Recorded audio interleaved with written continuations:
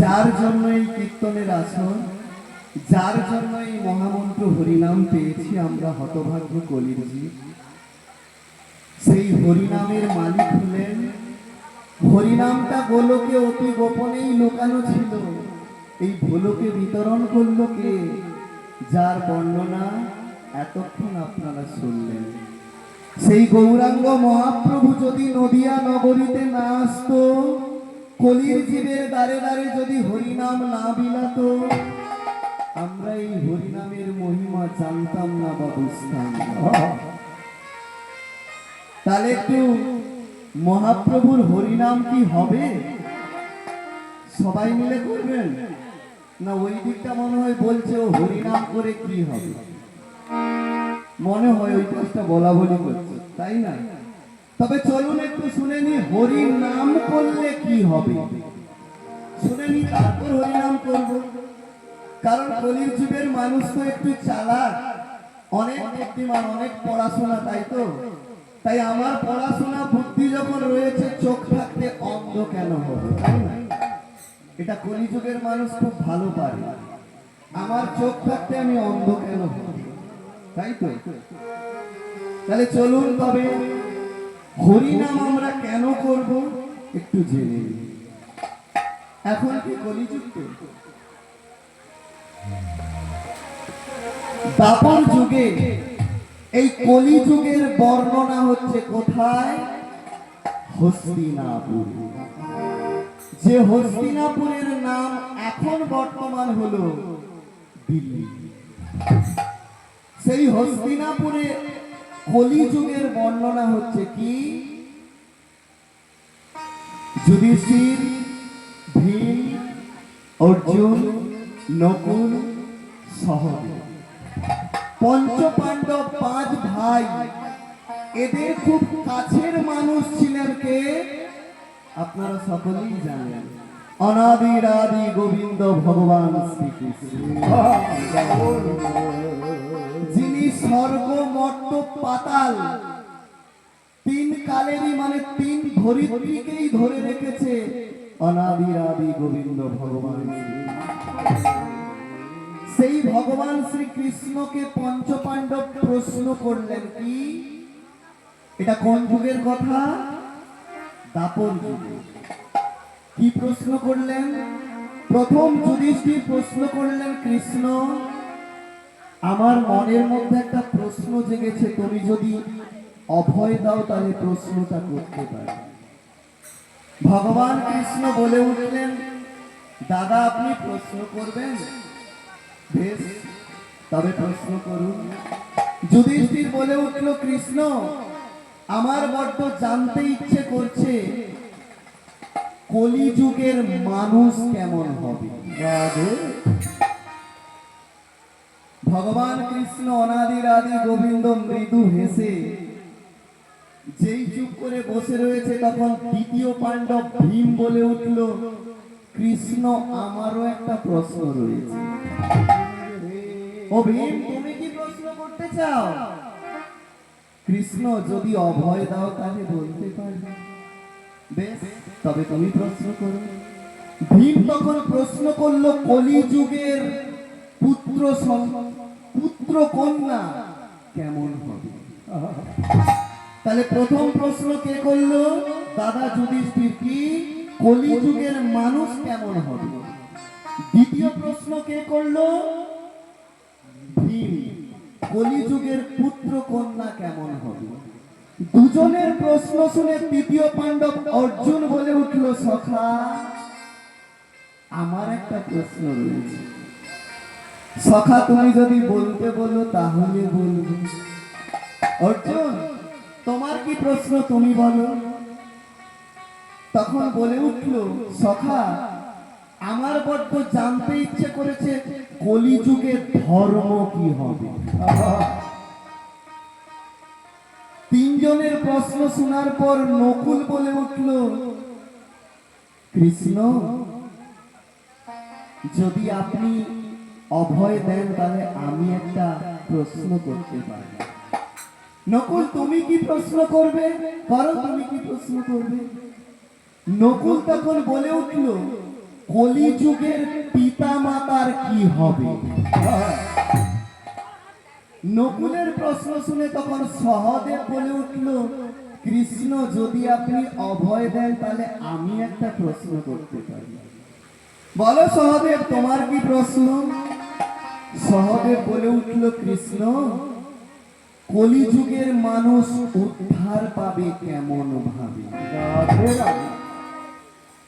পাঁচ ভাই যখন পাঁচটা প্রশ্ন করলো, অনাদির আদি গোবিন্দ ভগবান মৃদু হেসে বললেন, শোনো যুধিষ্ঠির, তোমার পাঁচ ভাইয়ের পাঁচটা প্রশ্নের উত্তর আমি এখনই প্রাণ অঞ্জলি ভাবে দিয়ে দিতে পারি,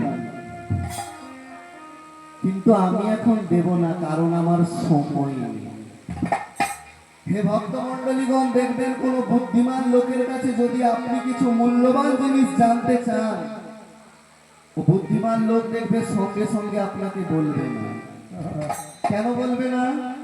কারণ আপনি যে মূল্যবান জিনিসটা জানতে চাইলেন, তার মূল্যটা যদি সঙ্গে সঙ্গে ওই বয়োজ্যেষ্ঠ মানুষটা বলে দেয়, তার মূল্য কিন্তু পাবে না। তাই দেখবেন গুণী ব্যক্তিজন, যারা গুণীজন ব্যক্তি, তারা দেখবেন কিছু জানতে গেলে তারা বলবে, এই 1 ঘন্টা পরে আর বলে দিচ্ছি। কেউ বলবে কালকে, আমার এখন সময় নেই বলে দিচ্ছি। ভগবান কৃষ্ণ তাই করলেন, বললেন তোমাদের পাঁচ ভাইয়ের পাঁচ প্রশ্নের উত্তর আমি প্রাণাঞ্জলি ভাবে এখনই দিয়ে দিতে পারি, কিন্তু আমার এখন সময় নেই। তবে শোনো, কাল সকালে সূর্য উদিত হবার সঙ্গে সঙ্গে তোমরা পাঁচ ভাই 5 পথ ধরে হেঁটে যাবে, আর পথ মাঝারে তোমরা যে যা দেখবে আমাকে এসে বলবে, আমি তোমাদের প্রশ্নের উত্তর দিয়ে দেব ঠিক সময় মতো এসে। হে ভক্তমণ্ডলীগণ, কৃষ্ণ তো এই কথা বলে পঞ্চপাণ্ডবের কাছ থেকে বিদায় নিলেন, আর পঞ্চপাণ্ডবের কোন ক্রমে রাত্রি কেটে সকাল হলো। যেই সকাল হয়েছে, ভীম গিয়ে দাদা যুধিষ্ঠির কাছে বলছে, দাদা, ও দাদা, বলছি কাল যে আমাদের কৃষ্ণ বলে গেল 5 ভাইকে 5 পথ ধরে হাঁটতে, তবে হাঁটি নাকি? তখন যা দাদা যুধিষ্ঠির বলে উঠল, এই দাঁড়া ভীম। এখন ভীমকে যে দাঁড় করিয়েছে, বাকি সব ভাই চলে এসেছে। যুধিষ্ঠির বলছে, এই তোমরা দাঁড়াও, আমরা সকলেই 5 পথ ধরে 5 ভাই হাঁটবো, কিন্তু আমাদের মুখে থাকবে 5 ভাইয়ের কার নাম? কার নাম করতেন পঞ্চপাণ্ডব? সদাই অনাদির আদি গোবিন্দ ভগবান শ্রীকৃষ্ণ। তাহলে কি 5 ভাই 5 পথ ধরে হাঁটবো, আমাদের মুখে থাকবে সদাই কৃষ্ণ। তাহলে কি প্রশ্নের উত্তর কি পেতে চান না পেতে চান না? উত্তর দেবো না বাদ দিয়ে লীলা ধরবো নাকি? কিন্তু লীলা ধরার আগে তো হরিনামটা করতে হবে নাকি? আর হরিনাম করতে গেলে উত্তরটা তো জানতে হবে নাকি? তবে চলুন পথ ধরে যাই, 5 ভাইয়ের সঙ্গে কি উত্তর পাওয়া যায়।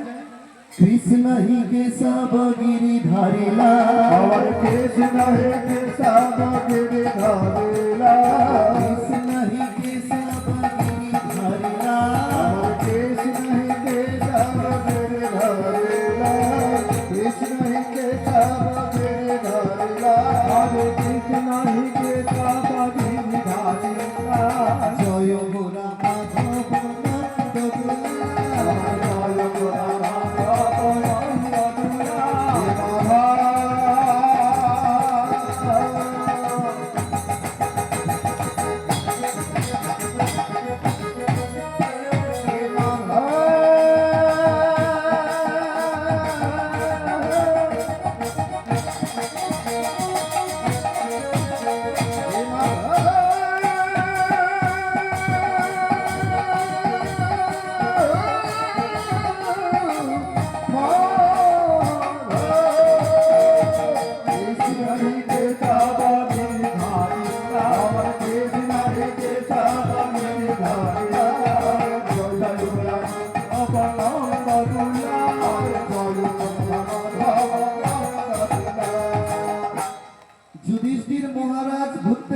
দেখলেন, ও বাবা, একই দেখলাম পদ্মাঝারে।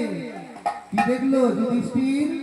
যুধিষ্ঠির দেখলো এক হাতি দাঁড়িয়ে আছে, তার সর্বাঙ্গ ঠিকঠাক রয়েছে কিন্তু মুখখানি রয়েছে দুটো। কি আমি কি দেখলাম? হাতিটার সর্বাঙ্গ ঠিক রয়েছে, দুটো মুখ কেন? এই হাতি দুটো মুখ নিয়ে দাঁড়িয়ে আছে কেন? আমি তো সর্বাঙ্গ ঠিক দেখছি। তবে আর তো এগোবো না, কৃষ্ণ এলে জিজ্ঞেস করব, তাহলে আমি গৃহেতে ফিরে যাই। এই বলে যুধিষ্ঠির কি করলেন? দুমুখ হাতি দেখে গৃহেতে ফিরে এলেন। তাহলে পরের ভাই কে রয়েছে? যুধিষ্ঠির পরে ভীম তো নাকি?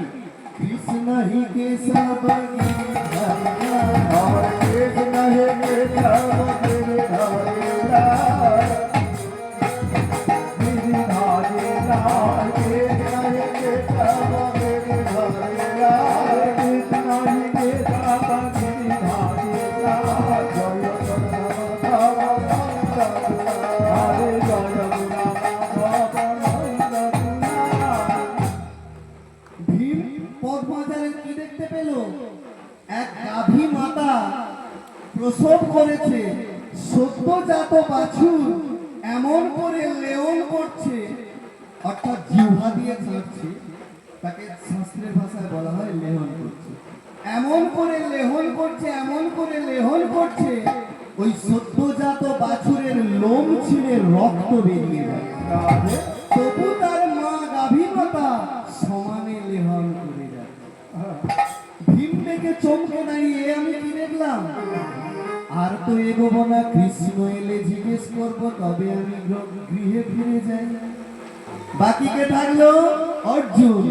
সে কোথায়? পথ ধরে চলছে। কৃষ্ণ হি কেশব গিরিধারী লাল। हरे कृष्ण हे केशव गिरिधारी लाल कृष्ण हे केशव गिरिधारी लाल कृष्ण हे केशव गिरिधारी लाल জয়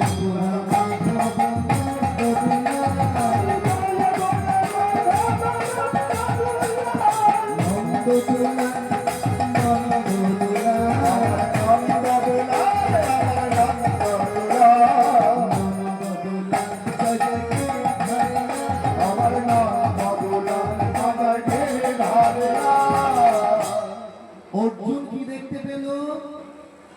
একটা পাখি, পক্ষী ঠুকরে ঠুকরে মরদেহ খাচ্ছে, মরদেহর মাংস, কিন্তু তার ডানার মধ্যে বেদের সার কথা লেখা রয়েছে।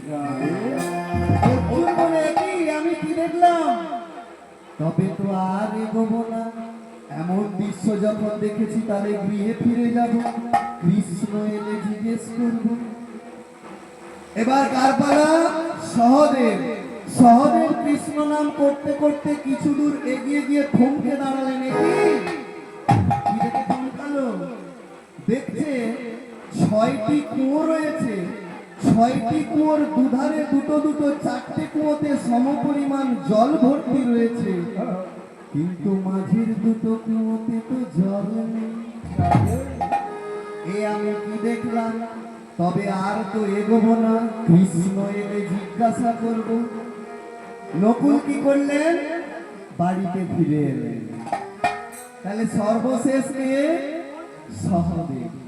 সহদেব আপন মনে গাইতে গাইতে চলছে, কৃষ্ণ হি কেশব গিরিধারী লাল कृष्ण हे केशव गिरिधारी लाल কৃষ্ণ হি কেশব গিরিধারী লাল। कृष्ण हे केशव गिरिधारी लाल জয় গোরা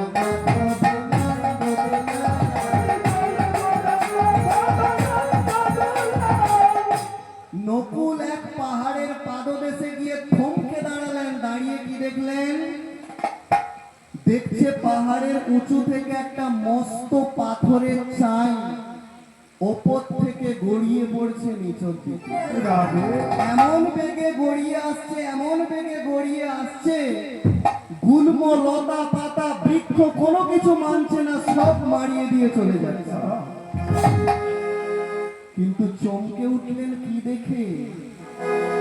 কি দেখে চমকালো? দেখলো একটা দুর্বা ঘাসের ডগায় ওই পাথরটা এসে আটকে গেল। সহদেব মনে মনে ভাবলো, সে কি, আমি কি দেখলাম?